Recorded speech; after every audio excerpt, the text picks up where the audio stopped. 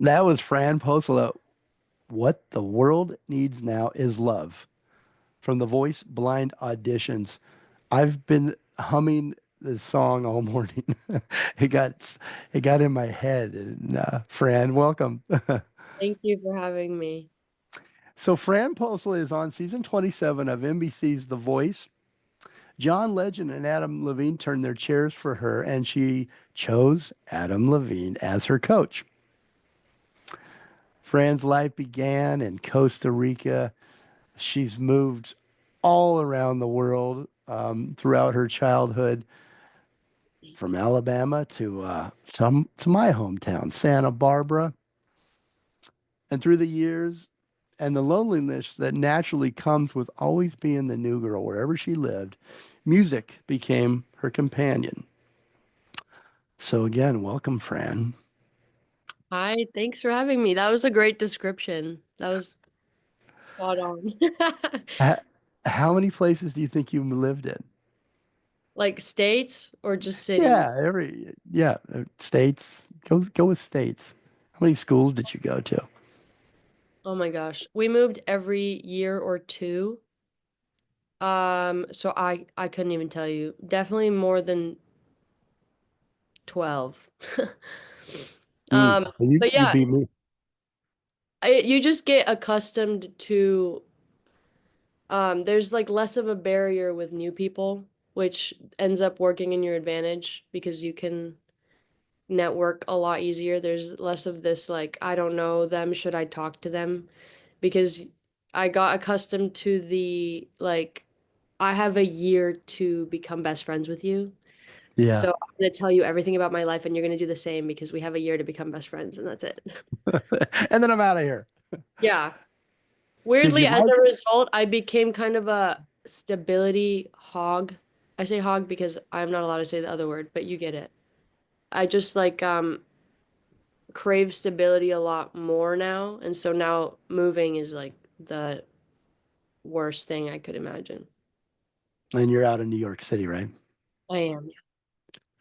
So if you look back now, were you satisfied with your childhood, or did you want something more? Like what did you wish for when you were a kid? Did you wish for it to all slow down, to stay in one spot, or what were your dreams? Yeah, I think at the time I couldn't see the benefits later on. I was just focused on not wanting to say goodbye so much and things like that.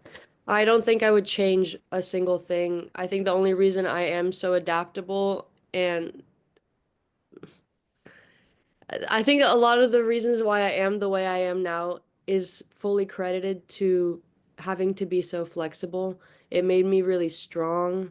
Um, it made me speak my mind a lot better. So I'm really grateful to my mom for instilling that. And I don't even think she did it on purpose. She was just wanted change all the time. If it felt stagnant at all, um, she was just a traveler at heart. Hmm. So that's Yeah, just there's nothing wrong with that, and it might be hard when you're going through it, but it like you, I went to 11 schools. No, you beat me by one, but I we moved around too, and I for the same things that you're describing, I appreciate that now. It kind of forces you to put yourself out there, and that's something that I don't think a lot of people that live in one town all their life experience. Mhm. So music obviously was a big part of your life growing up, and you connected with it. Did you make friends with certain musicians? Were they there for you when you were alone? And who were they? Did you forge special relationships with particular music over the years? You mean like my own relationship as I'm listening to the songs? Yeah, yeah. Were they? Yeah, for sure. It was always kind of a private thing that I enjoyed. I don't think I ever considered it a real possibility as a career because I don't know, my mindset was kind of limited in that sense. I always would say, well, Adele exists, so why would I pursue it? Which is just like a limiting Right. thing. There's not enough room for so many other people, but obviously I came out of that. But yeah, I listened to music a lot. I used it to feel um, a lot of the things that I just wasn't comfortable talking about probably when I was younger. I remember I got my first iPod and would listen to Take a Bow by Rihanna probably 20 times a day. And my mom listened to a lot of music to feel her emotions that maybe wouldn't be, it wasn't the time to talk about, didn't feel okay to talk about at the time. She'd either wake up and we'd hear really happy music and know that's the tone of the day, or she's vacuuming and she's listening to like, a Spanish ballad and it's a rough start. And that's just like the music would really be indicative of that. And so I saw it as a really big example to emote, and maybe that's why it felt so private to me. It, so music replaced your language at some point, right? Of how you it spoke for you. Is that A what hundred. I'm hearing? Was it hard to speak to your mom, and was that a way to do that for you? It was just a way to gauge where we were at. I don't think it was hard to speak to her, but it was a way to express heavy emotions, which is also why when I first started singing, I would cry a lot when I would sing. Um, I'm a big crier, but I think that showed me how like deep it felt emotionally and why it was so cathartic to do that. And that's why I connected so much to it. And is that deep, I guess the sadness or happiness or joy that you get from music, are you able to tap into that well within yourself when you need to go there for writing and for creating your music? Is it A is it hundred percent. accessible to you, Yeah. or is it? It's also a really big indicator on how authentic what I'm writing is. I was very new to learning the difference between writing for myself versus writing to please the people in the room. Hmm. And I would know something really hits home when I write it on my own. And as I'm singing it out and adding a melody to it, I'm having like a very yes check experience that felt emotional. And so, yeah, it just became a really good indicator to how authentic what I was writing was. Now, I don't need to sob every time to know that the song is authentic. But I mean, it still happens. I am a very emotional person, so it is how I guide my way through if I connect to something a lot. But, I'm getting a handle on that. I think that's sweet, and leave it to your listener to cry when they listen to your songs. You can share it with them. You mentioned a moment ago Adele. There's one Adele, and I think that's a real common thought of self-doubt that musicians have, music artists have, that there's already an Adele, how can I where's my space? Where's my spot? How did you eventually get past that? Because that could be very debilitating, right? And crippling to your process. And what helped you get past that in your own mind to push away that self-doubt as an artist? That's actually a great question, and I have lots to say for once on this specific topic. Um, I think when I started singing, you start to formulate your taste based on emulating artists that you like the sound of. And you can only get so far doing that before you realize that the only way to do the absolute best ever and really shine is when you're doing things based off of ideas that come super authentically from you, that you aren't mimicking anything else. And like over time, I would start trying things that just ideas, which I'm sure Tori gets this a lot, like in writing, they just feel like they come from the ether, but you're just a vessel for ideas as long as you're open and receptive to them. Mhm. And as I opened myself more to that, I would get ideas that felt authentic. It wasn't like I was copying a vibrato that I really liked, or it just felt like it was coming from me. And then I realized that that's the only way I would succeed and can feel like I'm bringing anything new to the table is if I'm coming from a perspective that is only me. And then I That was like, makes oh, sense.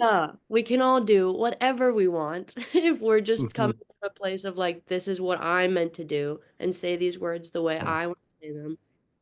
Yeah, versus if I'm like, I have to write a song like, he won't Right. go. Or whatever like that. Right. Tell me about Fran's Jam. Oh, yeah. So, in many of these conversations that I've had with Tori involve quitting this job that I work on Saturdays and Sundays, which is I bartend on the weekends. And I'm an early bird and not a night owl, so don't know how I ended up doing that. But I quickly had to find a way to incorporate music into this job, or else I was gonna lose my mind. And we have live bands there, most weekends. And so that was a great way for me to start connecting with musicians in the area. And slowly over time, I gained the courage to ask for the mic sometimes. I'd be like, you can hand it to me over the bar and I can make drinks and I'll sing a song, even if it's just like Valerie, whatever.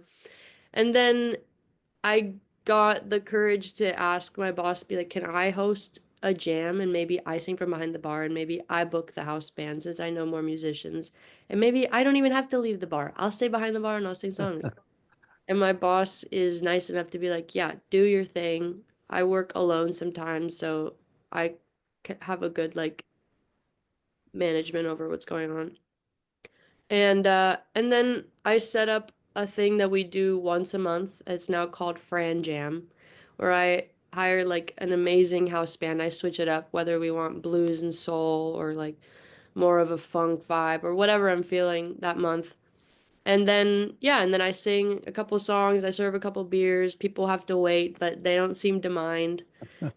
And I I stay like behind the that. bar, which is this nice little barrier.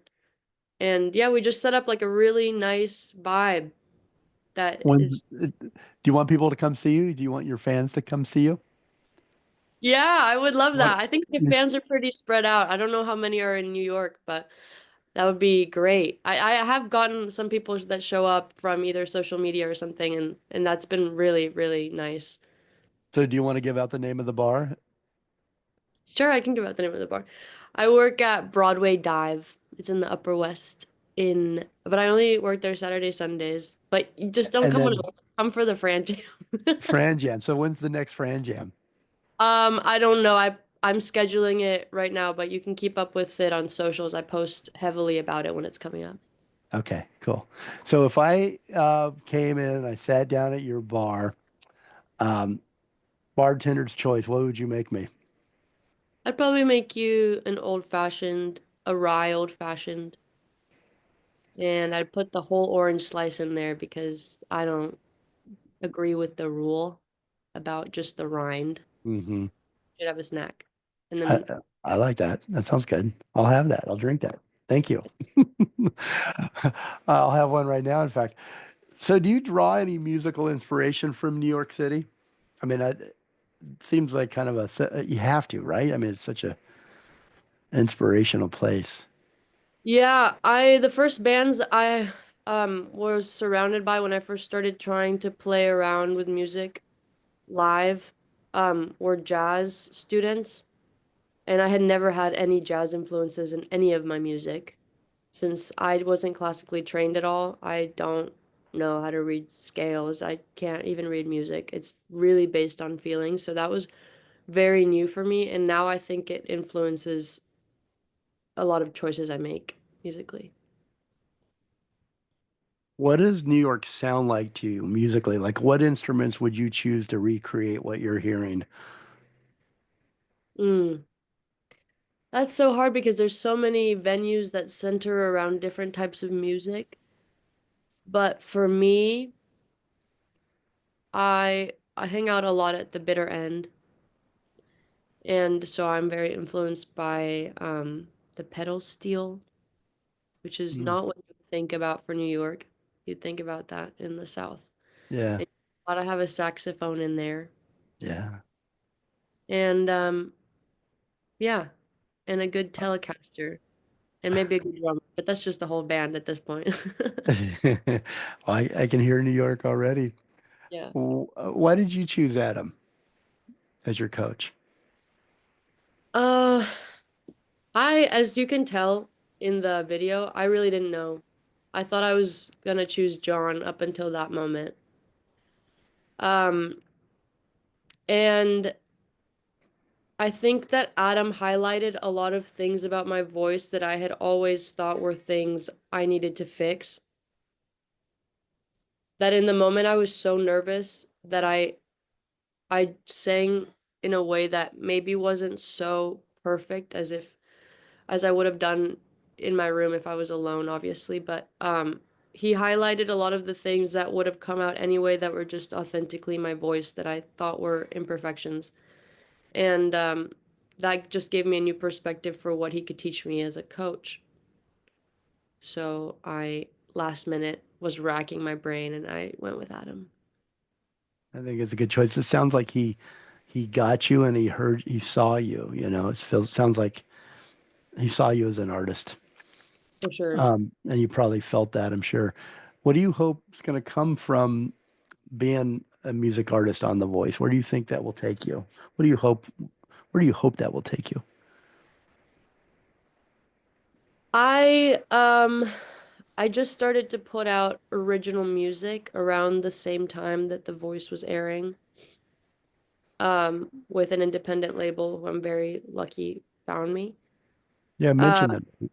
yeah, I signed with this independent label called Hotel Records, led by Jake Gosling in the UK, who's worked with a lot of really talented artists before me.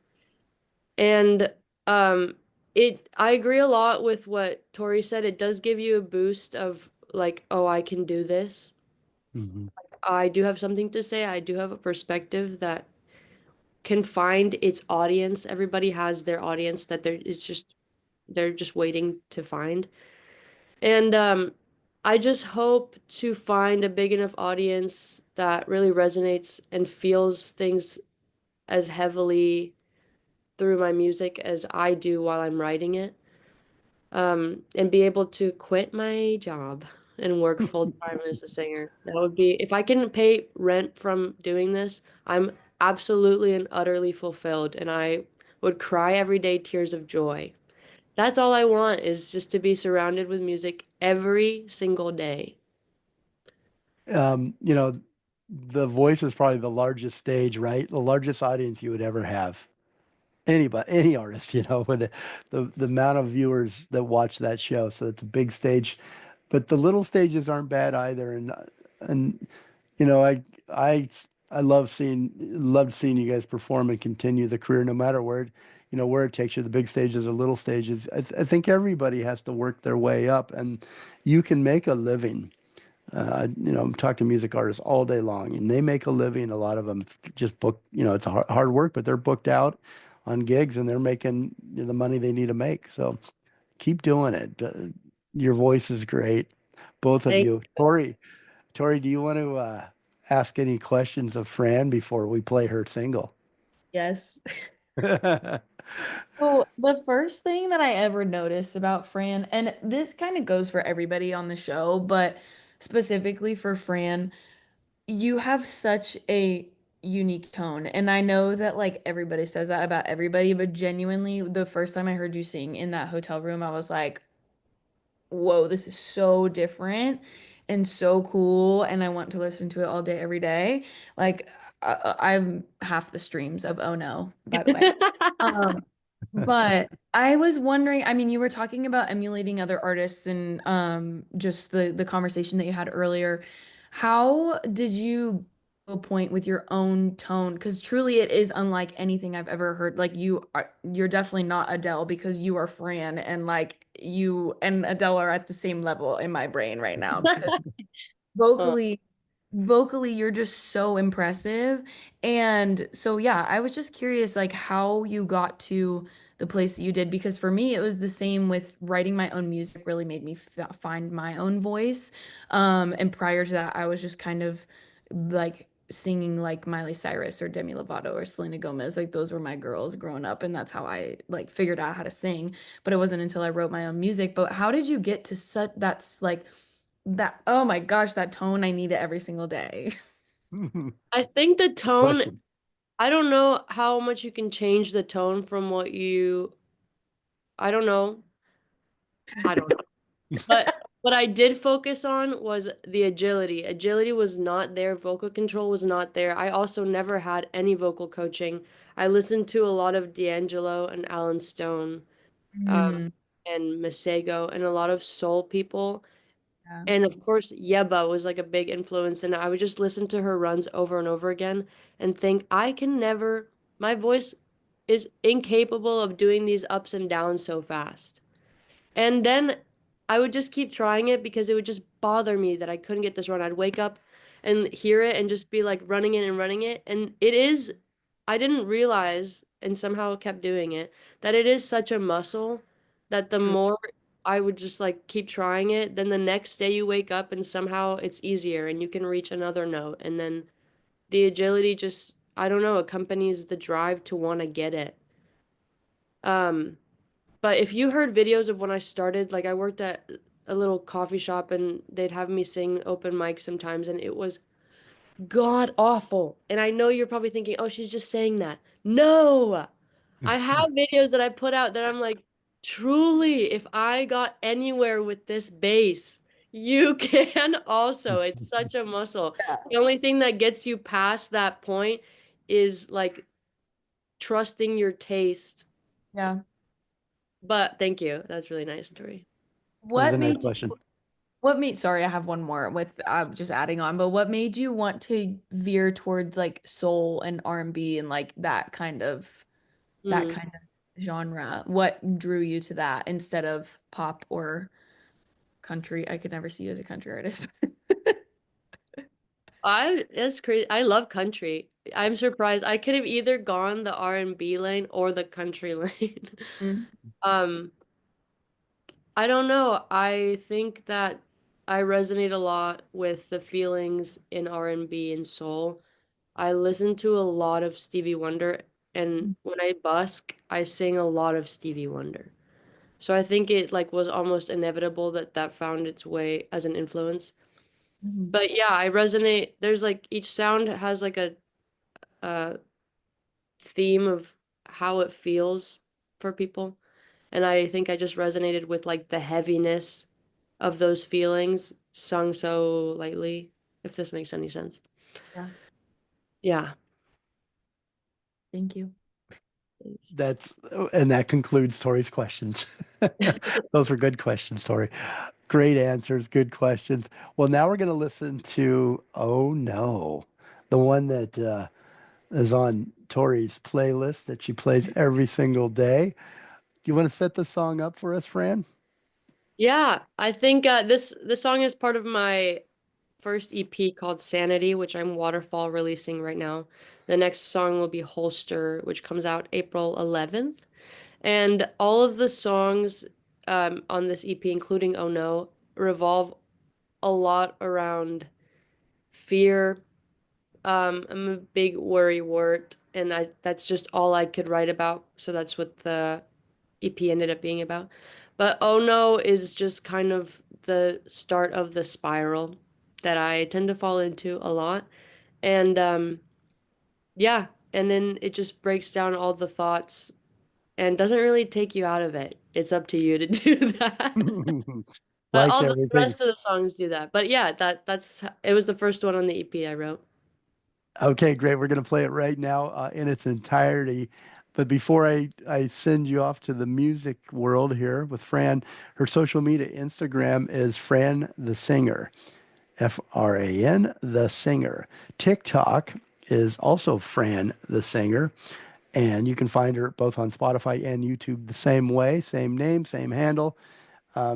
Do that, please. Follow and find both Tori and Fran's music. Fran, you can pre-save Holster. And Fran and Tori, whenever you release new music, please send it to us. We'll play it on the radio for you if you like. Um, Tori Templet, her new single we heard earlier was Heart's a Liar.